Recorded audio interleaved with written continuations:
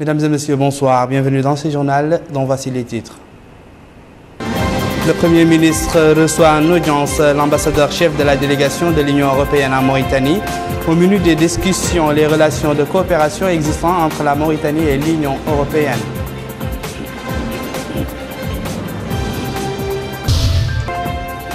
Vous pourrez également suivre dans ce journal un reportage sur les produits alimentaires périmés et les médicaments contrefaits dans les marchés et pharmacies.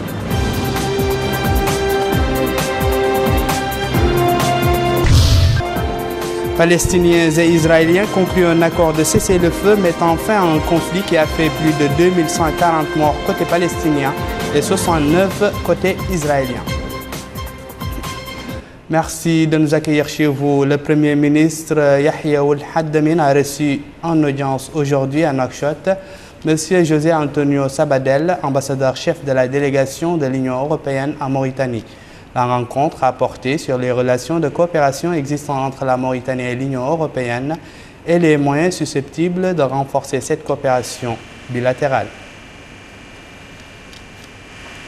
L'autorité de régulation des marchés publics a organisé une session de formation sur la fiscalité des marchés publics en faveur des commissions de passation des marchés publics. L'objectif de cette formation est de renforcer les capacités des participants dans le domaine des impôts sur les marchés publics, notamment les crédits d'impôt. Abdoulaye Damaba. Les travaux de cette session de formation organisée par la RMP, Autorité de régulation des marchés publics, se focalisent sur la fiscalité des marchés publics.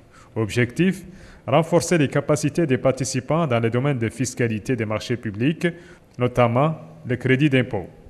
Dans un mot prononcé pour la circonstance, le directeur général de la RMP a indiqué que l'organisation de cette formation s'inscrit dans la continuité du plan général de l'autorité visant à ancrer le caractère professionnel et renforcer les capacités des personnels de structures chargés de passation des marchés publics, faisant remarquer qu'elle intervient suite à la définition et l'analyse des besoins en matière d'apprentissage. M. Ahmed Salim Ould Tabbakh a mis en exergue l'importance des marchés publics au financement étranger au vu de la proportion considérable de l'ensemble des marchés publics, appelant les participants à profiter davantage des exposés qui seront présentés au cours de cette formation. Les participants à cette session de formation auront à suivre 3 jours durant des exposés portant sur la fiscalité des marchés publics, crédit d'impôt, historique et processus, le régime général de la TVA ou encore les crédits d'impôt en matière de fiscalité douanière. La télévision El Mauritania lance une nouvelle série de reportages traitant le phénomène des produits alimentaires périmés sur le marché local ainsi que les médicaments contrefaits dans les pharmacies. C'est un reportage de Mohamed Abdallah. Dans notre pays, la République islamique de Mauritanie, berceau de l'islam modéré, un islam incarnant les valeurs humanistes, la personne peut cependant être choquée à cause d'une réalité amère. Il s'agit de l'implication scandaleuse de certains groupes douteux dans des affaires de contrefaçon, un phénomène qui menace réellement la santé publique. Est-ce que notre manger et notre boire sont hygiéniques? Les dates d'expiration sont-elles authentiques? Est-ce que tous les médicaments sont à l'abri de la falsification? Voilà un ensemble de questions qui tourmentent quotidiennement les esprits des milliers de citoyens honnêtes et intègres.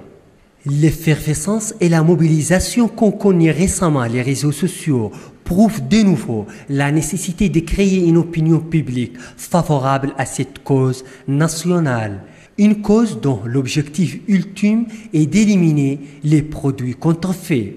La lutte doit mobiliser les jeunes activistes, les ONG, les médecins, les imams, les commerçants honnêtes et les départements gouvernementaux concernés. Spécialiste en industries alimentaires et initiatrice de la campagne Kafi Stop, Rabab Mettel Hachem pense qu'il est temps que la société prenne en main son destin en luttant contre la contrefaçon et les pratiques qui ne respectent pas l'hygiène. La campagne Kafi ou Stop est une réponse, selon la jeune activiste, à l'absence d'une surveillance générale et efficace des aliments vendus, importés ou fabriqués localement. Le danger des produits alimentaires malsains est évident et pose plusieurs problématiques relatives aux procédés de la commercialisation, l'exposition, la distribution, la conservation et la consommation. Les services gouvernementaux concernés sont éparpillés, ils éprouvent selon des spécialistes le manque de moyens et d'expérience. Mais d'après le directeur adjoint de la direction de la concurrence au ministère du Commerce, son institution veille sérieusement sur la qualité des produits alimentaires. Elle dispose des équipes compétentes qui confisquent les produits contrefaits en imposant des amendes. Par ailleurs, beaucoup de citoyens se plaignent de l'inertie et l'impuissance de plusieurs ONG agissant au sein de la société civile, une société qui possède des financements importants avec une action très mitigée. Pour éradiquer ces fléaux, les spécialistes appellent vivement à la mise en place d'une instance indépendante de surveillance des aliments. Dans l'attente, la qualité de ces derniers resterait mise en question. L'élément de Mohamed Abdallah Ab sur les produits alimentaires contrefaits rentre dans le cadre d'une série de reportages et d'enquêtes sur le terrain que nous allons continuer à diffuser sur nos antennes dans nos prochaines éditions, Inch'Allah. Des équipes de la délégation régionale de l'environnement ont effectué ce matin d'importantes saisies des produits plastiques au niveau du marché des légumes et découvert une usine de fabrication de plastique à Elmina. C'est une opération qui rentre dans le cadre de la campagne lancée par les pouvoirs publics réprimant la fabrication, la vente et la consommation des sachets plastiques. Bokar Baylaba. Décidément, le décret portant interdiction, production locale, importation et commercialisation de sacs plastiques souples a du mal à passer chez certains. Nous sommes au marché des légumes et fruits d'Elmina. Ici, certains commerçants ne mesurent pas encore les risques qu'ils courent en écoulant des sacs plastiques souples, objet d'interdiction sur toute l'étendue du territoire national. Ainsi, les éléments de la délégation régionale de l'environnement sont restés intraitables avec ces vendeurs pris la main dans le sac. Ils sont tombés dans une caverne d'Ali Baba des temps modernes. Et comme cela ne suffit pas, les enquêteurs sont tombés dans une véritable usine de fabrication de sacs plastiques souples. Les locaux étaient savamment aménagés pour échapper aux enquêteurs. Mais en vain. Ces enquêteurs ont eu vent de l'existence de cette usine et d'autres indices avaient fini par mettre la piste à l'oreille des enquêteurs. Notre première aujourd'hui étape a été à la mosquée marocaine où on a saisi une quantité importante de plastique, ça veut dire de sachets plastiques. La deuxième étape était dans une usine qui fabriquait le plastique souple. Là, on a vu que les gens ont changé. Au lieu de fabriquer le souple, ils sont en train de fabriquer ce qui n'est pas souple, certainement dans un but purement industriel.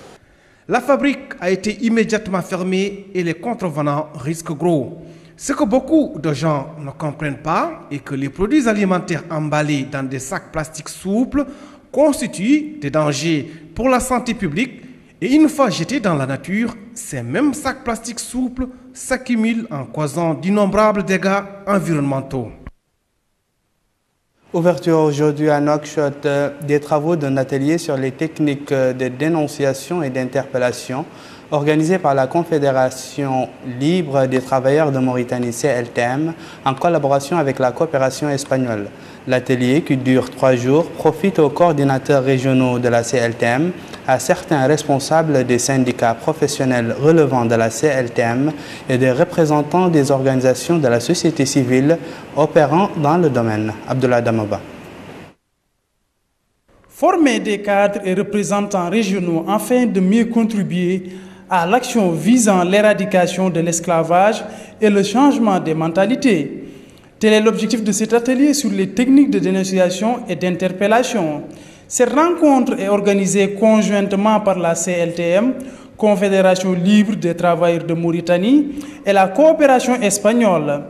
Cette rencontre a été ouverte en présence du secrétaire général de la dite centrale syndicale. Le présent atelier organisé sur les thèmes techniques de dénonciation et d'interpellation permettra de former des cadres et les représentants régionaux de la CLTM sur ces techniques afin de mieux contribuer dans l'action visant à l'éradication des pratiques de l'esclavage et le changement des mentalités rétrogrades et réfractaires au changement de la société. Pour ces objectifs, la CLTM œuvre à travers des programmes d'activités ciblés pour combattre ces mâles et permettre l'avènement d'une société de justice, d'égalité et de respect de la dignité humaine et des droits des personnes. La coopération espagnole, le partenaire de la CLTM pour cet atelier, a aussi pris part à cette cérémonie d'ouverture. Le coordinateur général de la coopération espagnole en Mauritanie, Francisco Sanso Lopez, est revenu sur la nature de la coopération mauritano-espagnole. La politique de coopération au développement du Royaume d'Espagne avec la Mauritanie place la lutte contre la pauvreté et plus concrètement l'amélioration des conditions de vie des populations parmi ses priorités. Dans ce cadre stratégique de travail pour la période 2014-2017, signé le 5 juin à Madrid, dont il y a trois secteurs sont priorisés: la gouvernance démocratique, la santé et le développement rural et la lutte contre la faim. Il faut noter que cet atelier de 3 jours va profiter à certains responsables de syndicats relevant de la CLTM et à certaines organisations de la société civile. Direction Nouadhibou à présent, où l'Association des jeunes pour la construction de la nation a organisé hier soir son 3e campement sous le thème Carrefour des jeunes, avec la participation des villes d'Atar et de Nouakchott en plus de Nouadhibou. Cette manifestation, qui va durer 6 jours, comporte des exposés et animations culturelles et artistiques diverses. Le président de la section de ce campement dans la wilaya de Dakhlet Nouadhibou, Slam Oulel Atiq, est revenu sur les objectifs et la nature de la manifestation. Nous restons à Nouadhibou toujours pour parler cette fois-ci des coopératives féminines dans la wilaya. Ces coopératives en question bénéficient d'importants financements de l'État, ce qui a permis à ces femmes d'intégrer le marché du travail et de produire. C'est un reportage de Bab Kangay. Bientôt, ces femmes vont récolter les fruits de leur effort. Leur coopérative fait partie des 700 coopératives féminines de Nouadhibou ayant bénéficié des 15 millions d'ouguiya du ministère des Affaires sociales, de l'enfance et de la famille. De cet appui profitent également des coopératives actives dans le domaine de l'agriculture, de l'artisanat et de l'agroalimentaire. Le ministère des Affaires sociales, de l'enfance et de la famille, dans ses programmes, dans ses plans d'action et dans ses programmes, entame un volet qui est très important et c'est le renforcement des capacités des femmes. Ce renforcement de capacités au niveau de la wilaya de Dakhlet Nouadhibou s'inscrit dans le cadre du plan d'action de la coordination qui a trait à la formation d'abord des femmes, l'encadrement, le suivi et la formation des femmes. Ces coopératives féminines sont sélectionnées à partir de plusieurs critères, dont d'abord l'organisation, ensuite le travail, et ces montants ont été investis dans des activités de teinture, de couture, de pâtisserie, de transformation alimentaire. 6 mois après avoir reçu leur financement, les résultats sont là. Aujourd'hui, ces femmes développent leurs propres activités économiques. À l'image de cette femme, elles saluent le soutien des pouvoirs publics. Il faut rappeler que ce soutien s'inscrit dans le cadre du programme intégré annoncé par le président de la République portant sur l'affectation de 300 millions d'ouguiya au profit des coopératives féminines sur toute l'étendue du territoire national. Retour à Nouakchott, où les artères et carrefours de la ville connaissent ces jours-ci des embouteillages monstres causés par les dernières pluies selon certains. Mais selon d'autres, la principale cause de ces embouteillages est l'indiscipline des chauffeurs. Aminata Khan. La circulation dans notre capitale est marquée ces derniers jours par de longues files et des bouchons interminables. Face à cette situation, d'aucuns affirment que plusieurs axes routiers sont devenus impraticables à cause des eaux stagnantes provoquées par les dernières pluies qui se sont abattues sur la ville. C'est ce que nous confirme cet automobiliste qui indique que la circulation à Nouakchott a été fortement perturbée par les eaux pluviales en raison de la présence des eaux stagnantes. Devant une route barrée, le groupement général de la sécurité des routes déclare que les causes réelles des embouteillages sont dues au manque de respect des panneaux de signalisation par les conducteurs. Capitaine Alali Woulhaj déclare que nombreux sont les conducteurs qui dévient la route sans respecter les panneaux de signalisation et le code de la route. Il poursuit en nous confiant que même si la pluie a eu un impact négatif sur la circulation, qu'au niveau du GGSR, toutes les dispositions ont été prises et les moyens nécessaires ont été déployés. Le problème de l'embouteillage persiste depuis quelques années, un phénomène accentué sans nul doute par les flaques boueuses. Même si les acteurs s'en renvoient la responsabilité, la solution commence d'abord par la prise de conscience des conducteurs de l'importance du respect du code de la route. Reportage signé Aminata Khan. Des milliers de Palestiniens ont célébré dans les rues de Gaza l'entrée en vigueur d'un cessez-le-feu entre le Hamas et Israël après 50 jours d'une guerre qui a fait plus de 2130 morts dans l'enclave palestinienne. Des tirs de joie ont retenti dans la ville de Gaza tandis que depuis les mosquées résonnaient des louanges à Dieu pour célébrer le cessez-le-feu qui doit être suivi selon le médiateur égyptien d'un allègement du blocus imposé en 2006 par Israël et qui a asphyxié 1 800 000 Gazaouis. Et l'épidémie Ebola a un impact économique désastreux sur les pays touchés. L'épidémie devrait coûter entre 1 et 1,5 points de PIB au Libéria, à la Sierra Leone et à la Guinée, 3 pays affectés, ainsi qu'à la Côte d'Ivoire, pour l'heure non touchés, a estimé aujourd'hui la Banque africaine de développement. Aminata Khan. C'est l'un des pays les plus touchés par l'épidémie d'Ebola en Afrique de l'Ouest. Officiellement, 374 personnes ont déjà succombé à la maladie en Sierra Leone. Pour limiter les dégâts, une vaste campagne de sensibilisation se poursuit auprès des populations. Mais les autorités s'inquiètent de la mise à terre. 3 compagnies aériennes internationales desservent encore le pays. La ministre sierra-léonaise de la Santé affirme que l'annulation des vols commerciaux a créé un énorme revers dans le pays, surtout dans leur lutte contre l'épidémie.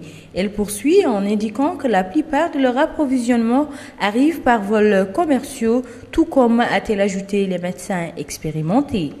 L'inquiétude partagée par le coordinateur de l'ONU contre le virus Ebola. La plupart des aéroports des pays touchés par le virus ont été désertés par les grandes compagnies aériennes depuis qu'un homme infecté par le virus s'est effondré à l'aéroport de Lagos. Et nous clôturons ce journal par l'actualité sous forme de brève avec Mariam Telbo. Ces interrogatoires de parachutistes russes capturés hier soir près d'un village ukrainien à une vingtaine de kilomètres de la frontière ont été diffusés par Kiev. Ils constituent la première preuve matérielle de la participation des forces régulières de Moscou dans les combats dans l'Est ukrainien qui ont fait quelques 2200 morts. Kiev affirme également avoir stoppé hier une colonne de blindés venue de Russie à 100 km de Donetsk, près de la ville côtière de Novoazovsk, où les combats continuent de faire rage. Au Pakistan, la Cour suprême a ordonné l'évacuation du quartier gouvernemental d'Islamabad, campé devant le Parlement. Les milliers de manifestants refusent de bouger et réclament toujours la démission du Premier ministre Nawaz Sharif. Cette paralysie de la capitale est portée par 2 opposants au pouvoir, Tahir Kadiri, un responsable religieux, et Imran Khan, le chef du parti de la justice. Voilà, c'est la fin de ce journal, le rappel des titres. Le Premier ministre reçoit en audience l'ambassadeur-chef de la délégation de l'Union européenne en Mauritanie. Au menu des discussions, les relations de coopération existant entre la Mauritanie et l'Union européenne.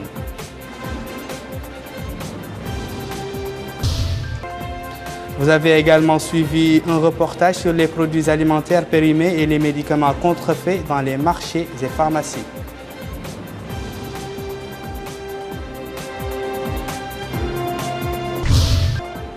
Palestiniens et Israéliens concluent un accord de cessez-le-feu, mettant fin à un conflit qui a fait plus de 2140 morts côté palestinien et 69 côté israélien. Voilà, merci de nous avoir suivis. Merci également de votre fidélité. Le JTF revient demain. D'ici là, portez-vous bien. Au revoir.